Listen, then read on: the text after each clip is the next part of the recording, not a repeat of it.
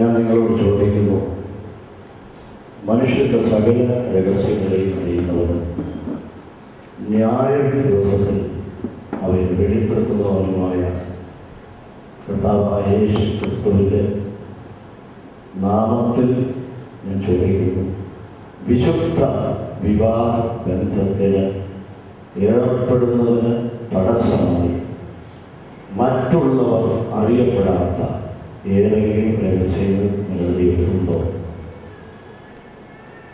ഇല്ല എന്ന് സമ്മതിച്ചതുകൊണ്ട് പിതാവിൻ്റെയും പുത്രൻ്റെയും പരിശുദ്ധാത്മാവിൻ്റെയും നാമത്തിൽ ശുചിത്വം ചോദിക്കുന്നു, നിന്റെ വലത്ത് ഭാഗത്ത് നിൽക്കുന്ന ബിന്ദു എന്ന യുവതിയെ നിന്റെ ഭാര്യയായി സ്വീകരിക്കാൻ എനിക്ക് സമ്മതമാണ്.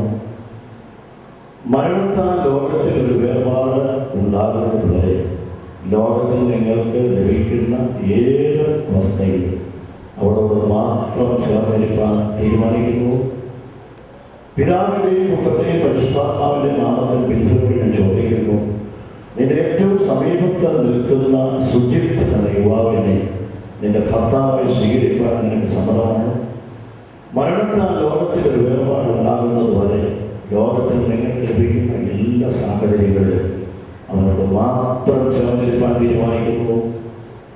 ഈ വാത്സല്യ പ്രിയപ്പെട്ടവർ അങ്ങനെ തീരുമാനിക്കുന്നതുകൊണ്ട് ഇവരുടെ വിവാഹം നടത്തിക്കൊടുക്കുവാനായിട്ട് ആഗ്രഹിക്കുന്നു.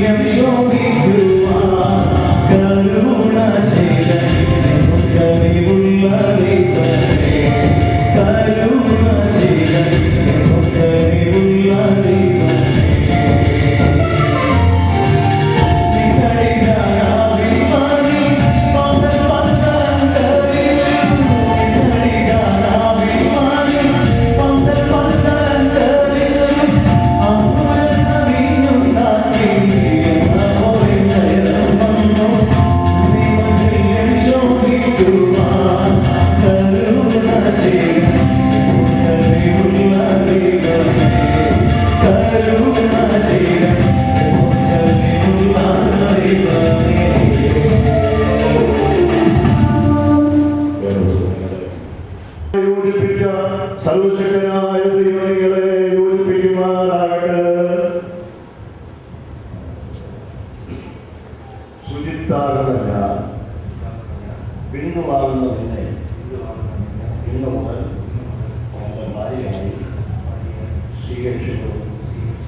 മരണത്താൽ ലോകത്തിൽ നമുക്ക് ഒരു വേർപാടുണ്ടാകുന്നത് വരെ സുഖത്തിലും ദുഃഖത്തിലും സമ്പത്തിലും ദാരിദ്ര്യത്തിലും രോഗത്തിലും ആരോഗ്യത്തിലും നന്മയിലും തിന്മയിലും ഉയർച്ചയിലും താഴ്ചയിലും നിന്നെ സ്നേഹിച്ചു, സംരക്ഷിച്ചു, ബഹുമാനിച്ചു, പോറ്റി പുലർത്തി ഒരു ഉത്തമ ഭർത്താവിൻ്റെ എല്ലാ കടപ്പാടുകളും നിർവഹിച്ചുകൊള്ളാമെന്ന് ദൈവകൃപയിൽ ആശ്രയിച്ച് പിതാവിൻ്റെയും പുത്രൻ്റെയും പരിശുദ്ധാത്മാവിൻ്റെയും നാമത്തിൽ